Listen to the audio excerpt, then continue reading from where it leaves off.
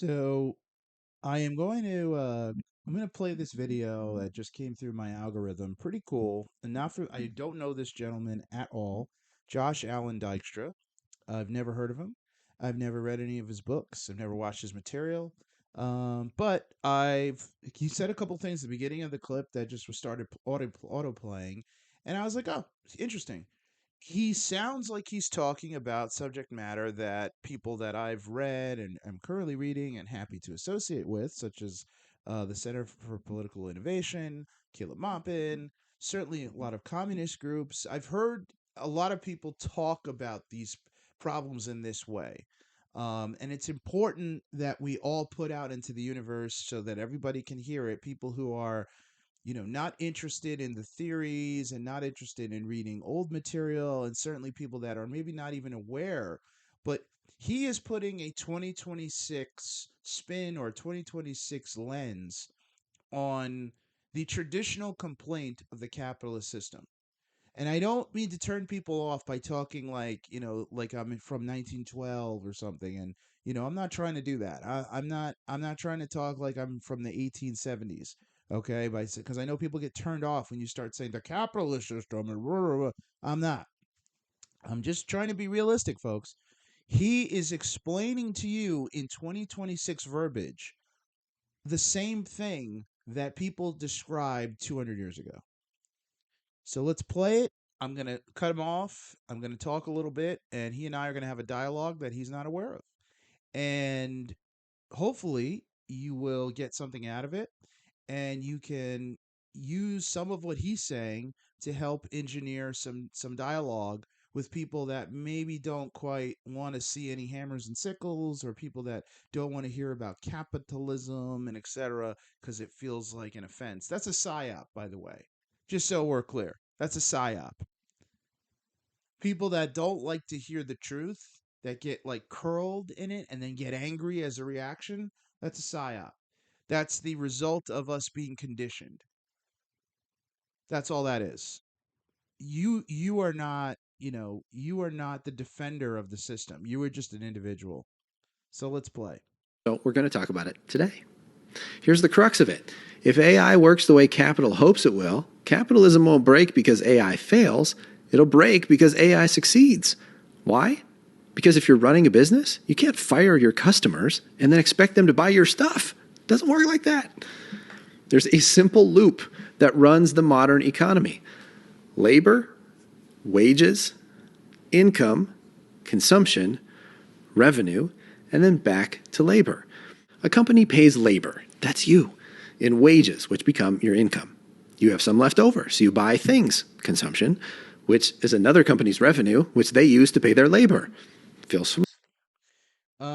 And just so we're clear, here's another problem with eliminating, okay, eliminating the human element, right?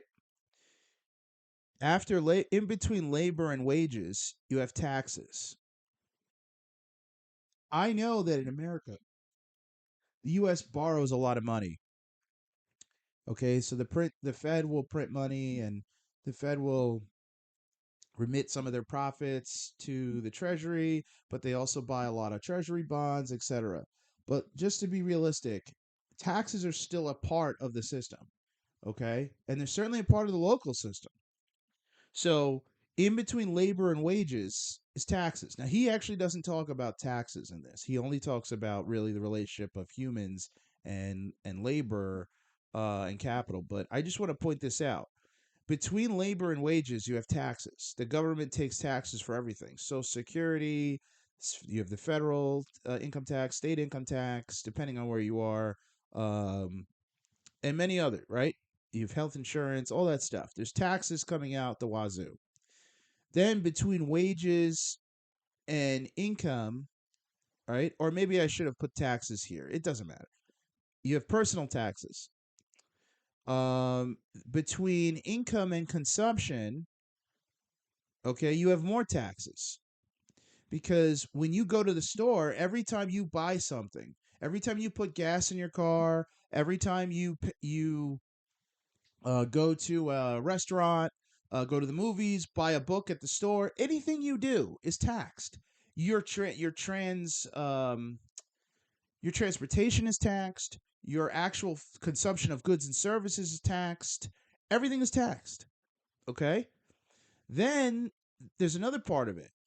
And then you have your consumption to revenue back to labor. But in here, okay, the taxation that was taken out of you so that you could buy goods and services. What you don't, maybe you don't realize, those goods and services, they pay taxes over here.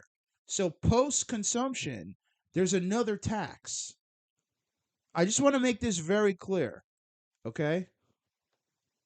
So let me just pull this up as he has it.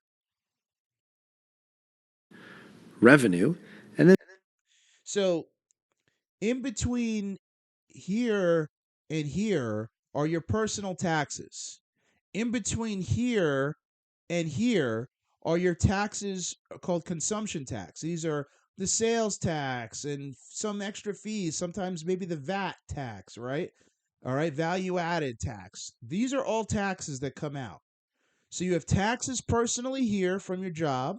You have taxes here that are on you from consumption. Whatever you buy, whatever you do gets taxed. But then there's another tax, and that's the tax between here and here, which is coming out of the business. Every store that you walk into, every time you swipe your card to buy something, the store has to pay a tax on money that they earn from you.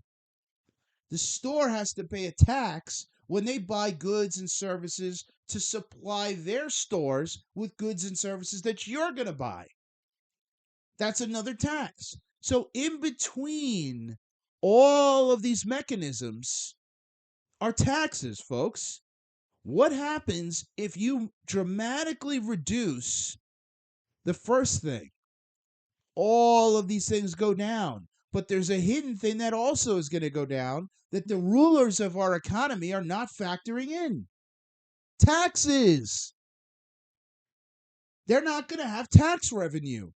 Now, either they're preparing to not have your tax revenue because they're preparing to send you off to war or something and basically get rid of you, or they have not factored that in. If nobody is consuming anything and nobody is working, there's no tax revenue. There's no tax revenue. And I agree with him. This is not capital failing. This is the ultimate experiment of the tendency of the falling rate of profit. This is the ultimate experiment of capitalism eating itself. This is a collapse. It's a collapse that's built into the system if you allow unfettered, absolute persecution of the market system via the capital method. So we'll continue now. then back, load bearing. It's holding up the house. We break or pull out one part of the loop, things are not going to function the way they do now, period. We'll call this the loop that holds up the world. For most of the last century, we've treated this loop like a law of nature. It's not. There's nothing natural about this loop. It's not a law of physics, it's a system we built. So, when a technological innovation like AI comes around, everything reorganizes. Let's talk about who is getting reorganized first this time. As I mentioned back in the State of AI episode from October, with AI, the automation's coming for the so-called white-collar folks first. Now, I want to take a moment and adjust my language. Blue-collar. Okay, he's just gonna say basically he doesn't like to use blue collar, white collar because there's class connotations, whatever. So he starts calling it builders and architects. I love that language, by the way, builders and architects. I had a conversation last night with someone where I explained to them that I said we're all in the working class. Everybody's in the working class now, statistically or whatever, because we all can't afford to not work. I consider everybody who doesn't have the ability to walk away from their job to be part of the working class. That's what the working class is. You are a class of people that must labor to survive.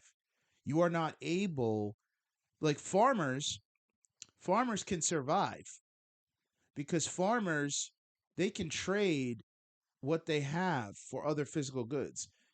Most people don't have enough stuff to trade, and you acquire your stuff through capital.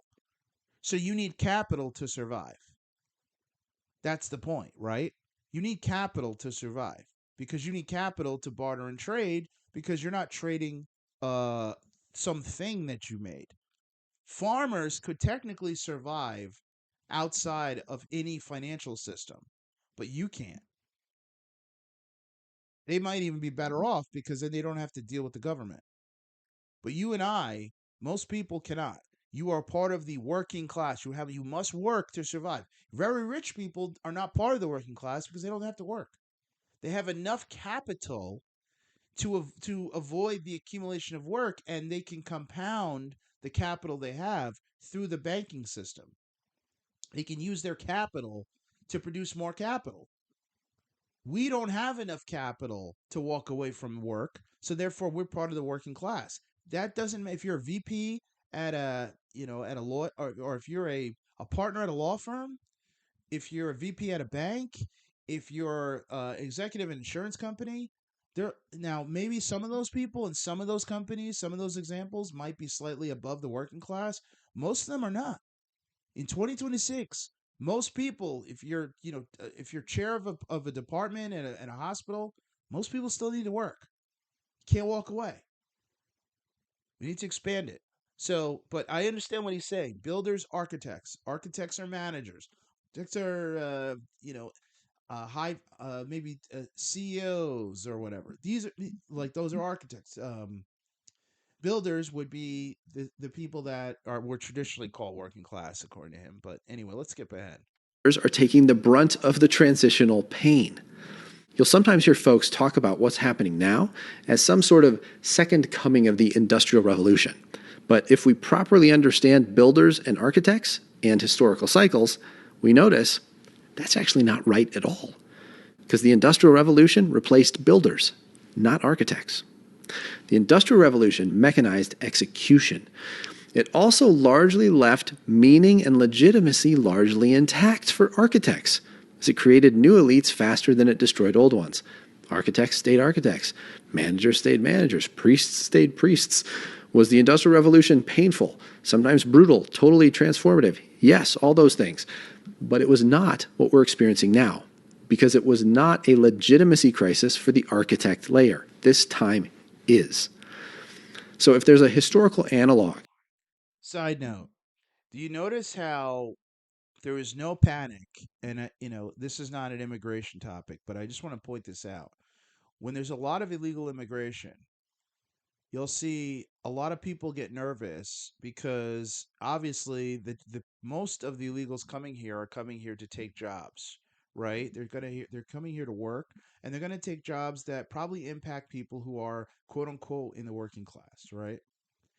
The gig economy and the working class. Well, they rarely come here as doctors, lawyers, bankers, etc. So they're never a threat to these architects that he's talking about. So you'll see a tendency of the architects to just shrug their shoulders because it's like they're not impacted. You're not bringing in illegals from Guatemala who are going to be the judges. Maybe their kids will be, but they're not, right? They're not competing for those jobs. Well, AI, because we have not really experienced true AI yet. We've experienced just like language models that basically do fancy search engine work. But true AI, like the technology that's in a lab in a government department that's about to hit, that is going to impact regular people all over the economic sector because they'll have the ability to come to actually engineer thought, right? They'll be able to mimic what you think. Your intelligence is your ability to cognitively produce energy in your mind and articulate it out to the world. Okay, that's your human power. It's your ability to think. It's not just your brunt force. It's your ability to put what goes through your head. And if they can mimic that and then build robotics, because I mean, there's plenty of physical material. It's really just the cognitive abilities of these machines. Once you get to that level, that affects everyone. So yes, this revolution will hit the architects first, and then it'll hit the builders second. So it's not just self-driving cars and things like that. We're talking about, well, you don't need lawyers because you have AI law. And AI law can put together case law and all that, and you can not eliminate every position, you're just going to eliminate 60% or something. So instead of having a team of people, you will have one person because you can optimize all of the labor put together and then just have one human oversee. But it's going to hit the architect class first. And what are they going to do? So if you're a plumber, you're fine right now. If you're an electrician, you're fine. In fact, you're more than fine. You're needed. I want to actually, I'm trying to learn a physical trade, something that is related to physical work. These architect jobs, they're cooked. That actually holds up for this time with AI, it's not the cotton gin or the factory or the assembly line, it's the printing press. Why? Because it shattered the containers around who was allowed to think. Before the So the thing that once the printing press came into being, the architects in society no longer had control over thought because now it was easier to produce written materials to spread to everybody. And with public education spreading, more people learned how to read and write. So you eliminated that privilege that was once held by a intellectual class. Let's skip ahead a little I bit. tried everything. Sorry, these commercials. I don't have the advanced YouTube. All right, let's see what he's saying. in a decade, because we crazy like that now. So this is the first challenge. This is going to be a deep identity crisis for the group that's basically been untouchable for half a millennia. Now, remember where we started. AI isn't just coming for the architect's identity, it's also coming for their income. Here's something we don't really ever talk about. Capitalism does not guarantee income. It never has, ever. Markets are phenomenal at allocating resources through price. When something's scarce, markets are quite good at sorting out who can get that thing. But markets are terrible at ensuring most people can afford to live. The reason modern capitalism hasn't already collapsed in the 20th century wasn't because markets suddenly became humane, it's because we wrapped markets in governance containers. What do I mean by this? Governance containers are things like minimum wages, child labor laws, labor protections in general, unions, even public education. None of these things came from markets. All of those things actually constrain markets. Here's the sentence that should make us shift in our seat a little bit. What we know as the middle class was not a market-based outcome. It was a governance project. Early industrial capitalism did exactly what our version of capitalism is doing now. Generated incredible gains for a few while making huge swaths of the population slaves to industry. Eventually, governance structures were created to make sure people got paid, not because the market's heart suddenly grew 3 sizes, but because unpaid people don't stay peaceful. So, the historical part of this is post World War II. You have a ton of people coming home, and now you've built up all this industry to support the war economy. And now you could use these materials to start selling things not only domestically but to the whole world. And you start building suburbs. You start building new developments. You start saying, let's drag these people who just came back. Let's get them free education or cheap education, so that they can be the bank analysts and the lawyers and the doctors and all that. Let's expand the class. So instead of having a law firm that has 10 people in it, we could have a law firm that has 200. Instead of having one, like a couple of people working at a bank, now you have hundreds of people working at a bank. But if you have people working in these institutions, I've talked about this on my channel, high levels of capital needed people who could mimic the way that they look, talk, eat, smell, etc., so that they could provide services to everybody else. You can't have people that can't read and write be the workers at a law firm or bank. They have to be educated. They have to have the ability to replicate the class that owns the system. And that happened after World War II in the United States. And that's the creation of the middle class. And yes, it happened through the GI Bill. It happened by force. It didn't happen because because of market conditions. It happened because the government and the ruling classes engineered it to happen. And our use, okay, as a middle class, all right, that existence, and this is a pretty wide swath, but the use of people in that class is fading away now because you can replace it with machine. But this only happened after it destabilized our societies. Strikes, riots, labor movements, revolutions. Income as we know it didn't appear because markets wanted it to. Yeah, and also don't forget in 1945, okay? In 1945, you're not that far removed from the Russian Revolution and the attempted German Revolution. And now you have this bipolar world where you have uh, the Soviet Union and you have the United States. And for a moment in time, that's really all you had because the rest of the world was devastated by war. The Soviets were devastated too, but they stood alone in their sphere. So there was a need to make sure that the Americans didn't want to take the path that the Bolsheviks had taken for the Russians.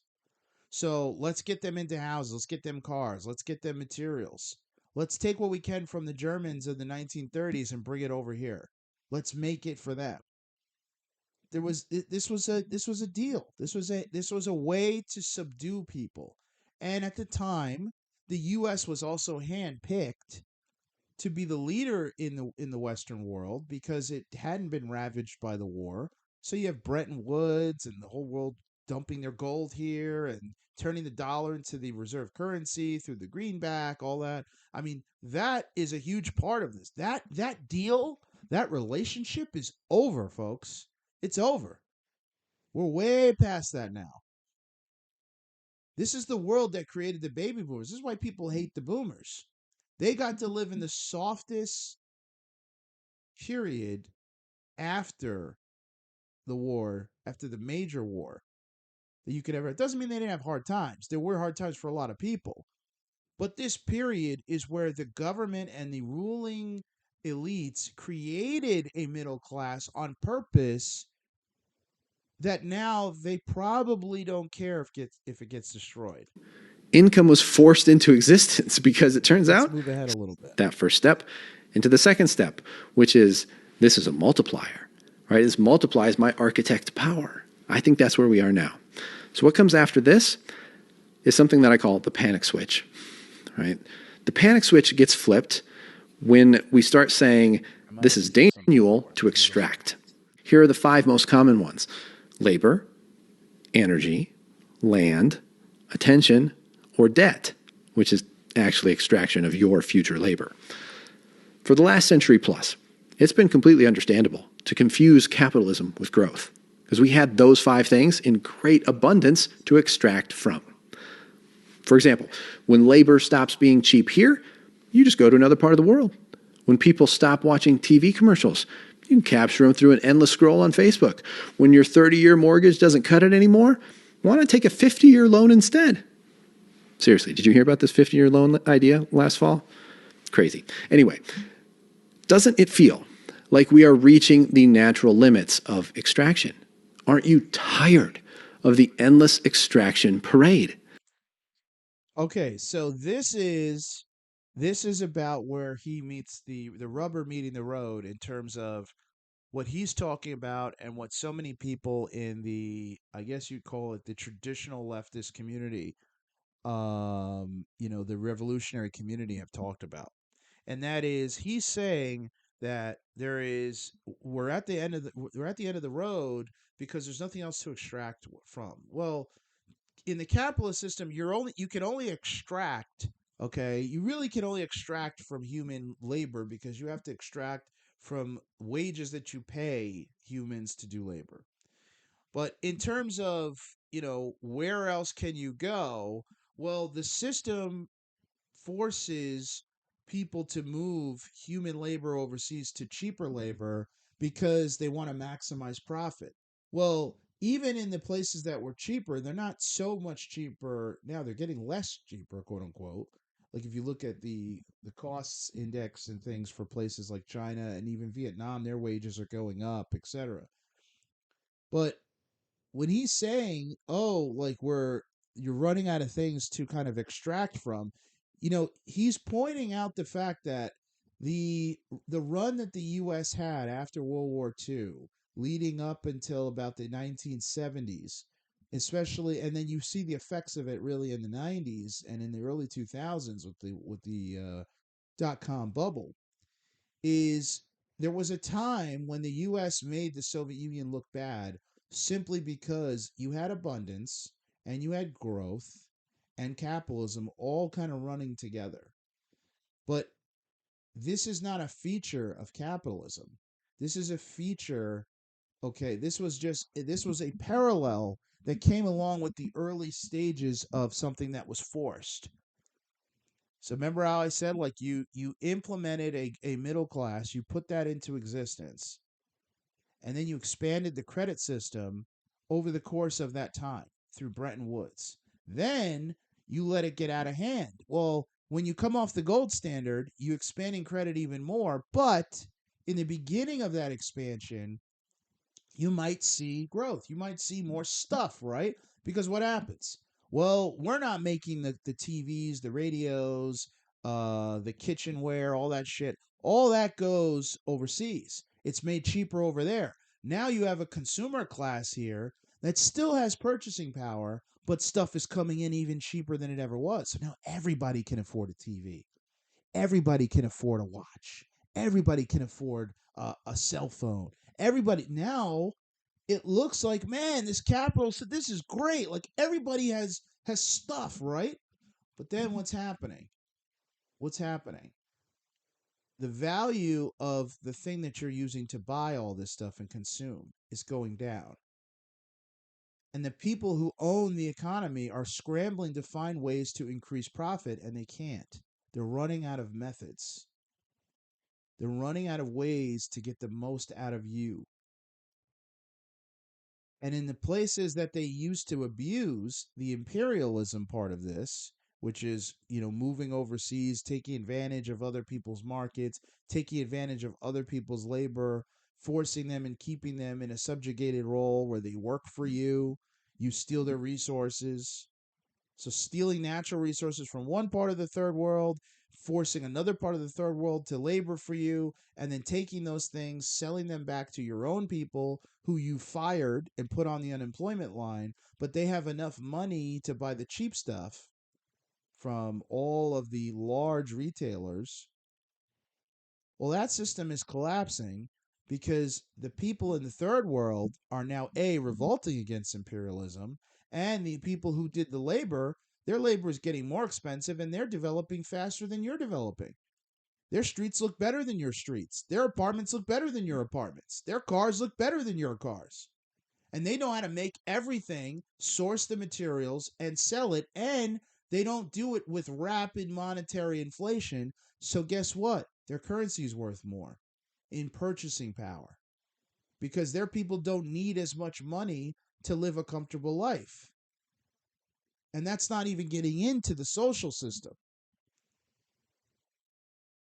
So, what he's talking about here is another way to interpret how the tendency of the falling rate of profit combined with monetary inflation, combined with geopolitical pressure, has ended this run.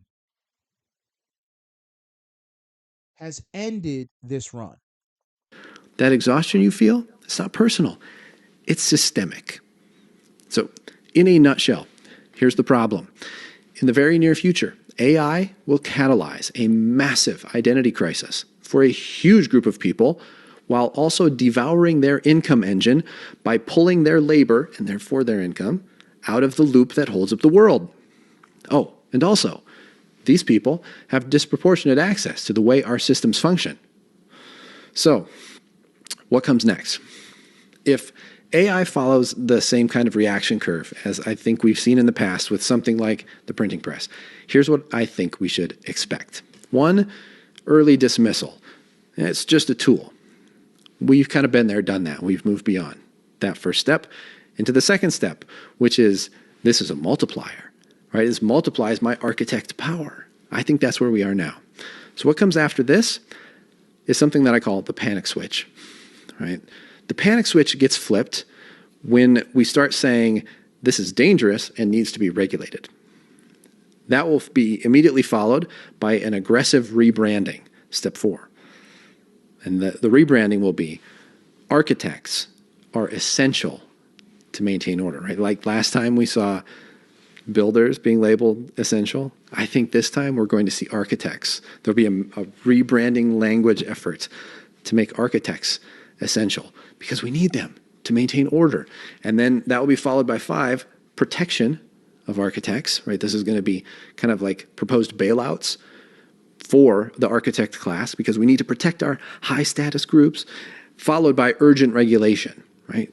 Billed as this is just responsible human oversight. This is all for our safety that we protect these folks. I don't think any of this is going to happen because architects are inherently evil. I think this is going to happen because power behaves predictably when its legitimacy is threatened. So we're going to know the panic switch has been flipped when AI stops being framed as a productivity tool and starts being framed as a threat to order. That's the signal. Once that signal appears, the rest of the list I think is going to follow pretty quickly. So when exactly does this panic switch get flipped? Basically, it's going to happen when AI starts sufficiently embarrassing the architects. What do I mean by that? These are going to be mostly happening in quiet moments in office buildings that you probably don't get to see. It's going to be when recommendations from a GPT start outperforming senior humans again and again. It's going to be when boards notice that VPs and consultants and lawyers have stopped adding real value to the conversation. It's going to be when leaders begin deferring to machines without announcing it. Enough of these moments is going to birth an architect legitimacy crisis. And one thing I don't think will trigger architect panic is layoffs. I think architects are going to weather layoffs with the spirit of it won't happen to me for quite a long time. I think they're only going to truly panic when their status erodes, when they feel their prestige weakening, when their identity, not just income, is threatened. Well, there's another angle to this too. I talked about this a couple of videos ago about the how capitalism and how the upper middle class and whatnot, how it was able to psychologically convince itself that there was no need to even think about changing the system. The glory days, right? The getting the company car and the company credit card for expenses and living the life of luxury when you're not actually rich. Those days are over. Well, there's something he's talking about here that I think is important. Prestige has already been ripped out of a huge chunk of middle income jobs, white collar jobs. There are a lot of people that don't want to do the kind of jobs I do right now. A lot of people don't want to do the kind of jobs that many people grew up wanting. It used to be if you went to college or you were offered to go work at some big law firm or whatever, people would grovel for that. Now there's less prestige in that because people do see that AI is going to interfere with a lot of these jobs, but also the fact that the perks are diminishing. Because look, the people that really control our economy, they have to start taking from somewhere, and they're not just going to be able to take from the lower ends of their business or the lower ends of capital. They got to take from everywhere. So they can't offer the same perks that they would have offered like 20 years ago. And what are you going to do? You need to work, right? Especially if you have an education, that means you probably have loans because most people can't afford college straight up or graduate school straight up. But the other part that he doesn't talk about, which I think is important, is there's no labor organization. So if you work at a law firm, if you work at a bank, if you work at an insurance company, there's no labor unions. It's Caleb Maupin talks about the gig economy, how everybody isn't organized, right? Because gig economy, you have people that are everybody's competing against each other. Well, it's the same thing for most parts of the middle income jobs. You work a white collar job, you work at a bank or something. I mean, you're not you are competing with your neighbor. You're not organizing a strike or anything like that. There's no labor rights. You don't even use those terms. You know you're going to get fired if you talk like that. It's the most controlled environment. If you work construction, you're probably part of a union. If you're a teacher, you're probably part of a union, public school at least. If you work for the transportation companies, across the public trans, if you work for like the subways or the buses or whatever, you're probably part of a labor union. Your labor is a conversation between you, your union, and the employer. But in the rest of the world, it is not. It is you and the large company. And you don't really exist as you. You are just a number. And you realize that.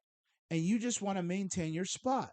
So even as you lose your prestige, what are you going to do about it? You're not going to organize. Even as there are layoffs, what are you going to do? You're not going to organize. In theory, could you?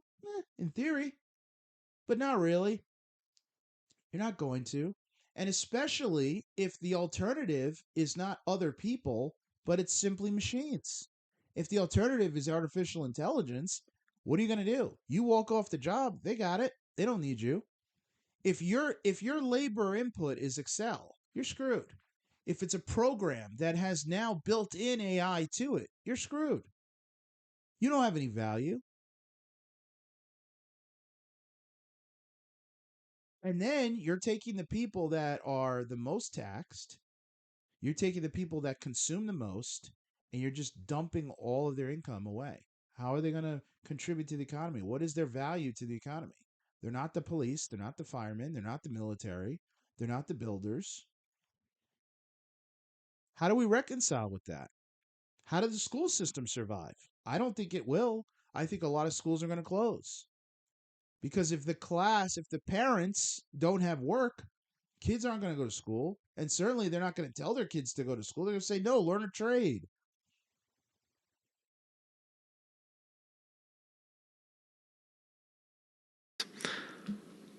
Architects don't fear tools they think make them stronger. They fear tools that make them look optional.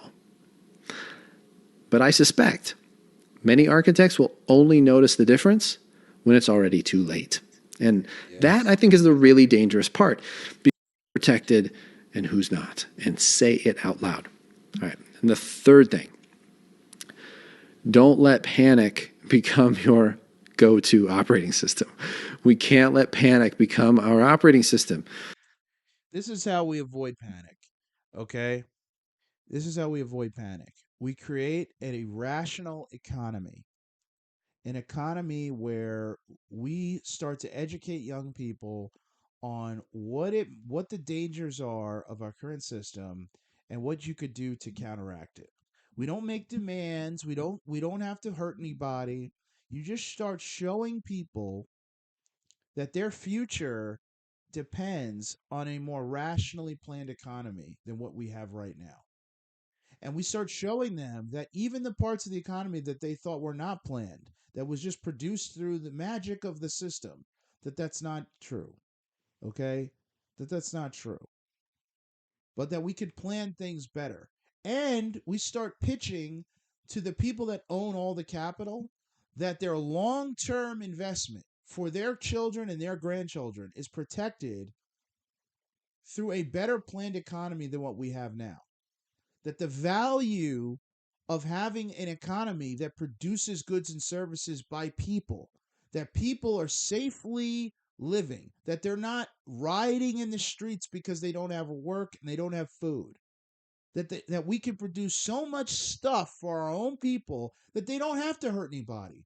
Food everywhere, cars everywhere, clothes everywhere.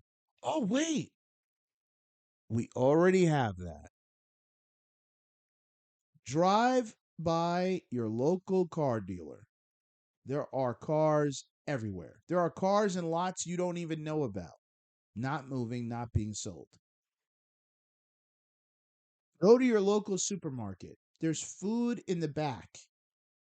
It's going to get thrown out. Go to your restaurants. Go to Target. Go to Walmart. Go ahead. Look around. There is stuff for everybody. Nobody should want anything. So we don't have to actually do anything too radical. We can take our time building our infrastructure to produce these things domestically. And at the same time, we could start to invest domestically so that we can protect our currency. So we're not dependent on borrowing and printing. So one of the biggest changes that has to occur is we're going to have to negotiate with the private banks that own our Federal Reserve. And here's the pitch to them, because I know their tendency is to want to just get rid of people that talk like this. But here's the pitch. The long term investment of the dollars that you hold will be worth more if you don't allow for it to be devalued anymore. Because if your grandchildren or great grandchildren need security just to go to the supermarket, that's not a world you want to leave to them. You can protect the value of the currency that you guys own. I'm talking to the owners of our society, the rulers. You can protect it if you stop devaluing it and you start supporting it through real goods and services. If we domesticate what we can and we trade with Russia, we trade with China, we trade with Vietnam, we trade with Thailand, we trade with North Korea, we do business with the world. We open ourselves up and we don't have to do anything with bombs and military. We can cooperate and there's resources abode. There is enough for everyone. If we start to make some adjustments, we can avoid the panic. If we don't, panic will ensue because AI is going to lay off people and permanently remove them from the job market that have never been in that position before and don't have any other skills.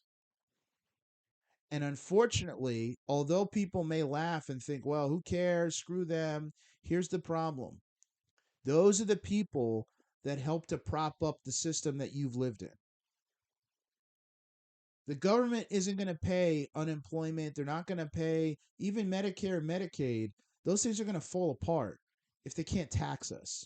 They're not willing to pay for this themselves. And trust me, I understand the government doesn't have its own money. They borrow and they print. Okay? I understand that. But do you really think that we will exist as a country if everybody is sitting around at home with nothing to do and everything is done through borrowing and printing to the hilt? What, you think that we're going to have $600 trillion in debt and the government's going to just pay for things and give you free food? Does that sound like a government that you recognize? Does that sound like it? Come on. We have to make changes now. I hope that this helped to bring on just another angle to this problem. AI does not have to be a problem. It should be a way to aid and abet your life. And I hope that we can start looking at it that way. But if you think that this is a new problem, it's actually not. It's old. It's something that was talked about 200 years ago, and it's something that continues to be talked about today. The question is, when are we going to start doing something about it? Well, hopefully, when enough people are impacted. And I think that's beginning to happen right now. So thank you, everybody. And I'll see you again soon.